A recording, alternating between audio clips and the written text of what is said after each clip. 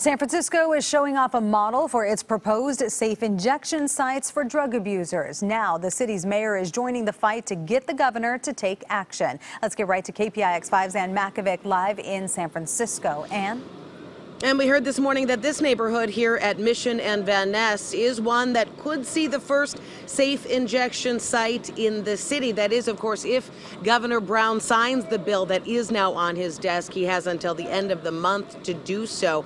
The theory is to get drug users off of the streets so they can shoot up in a safe environment, because right now there are people openly shooting up in BART stations, on sidewalks, and in alleys, often leaving their dirty needles behind. A group of nonprofits opened up a prototype mock safe injection drug site last week in the Tenderloin.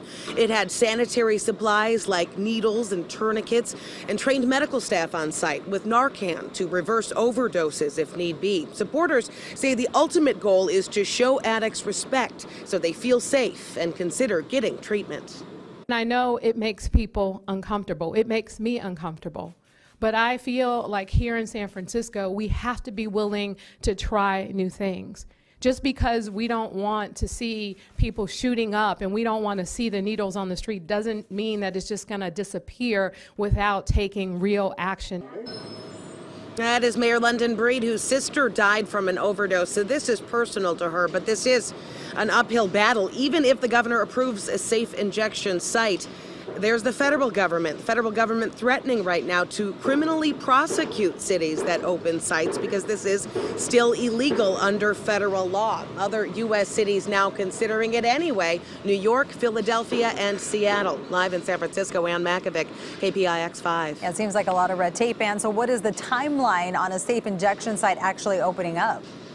Yeah, officials wouldn't give a timeline at this point. Of course, first the governor would need to sign the bill. Then they'd need to find a space. Now, the public health clinic, Health Right 360, that is where they held this morning's news conference. They say they would love to open the first site.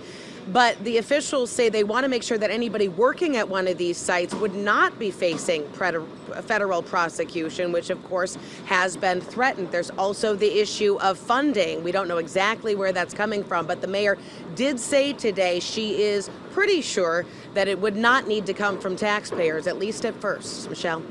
All right, we'll see what happens. Ann Makovec live in San Francisco. Thank you.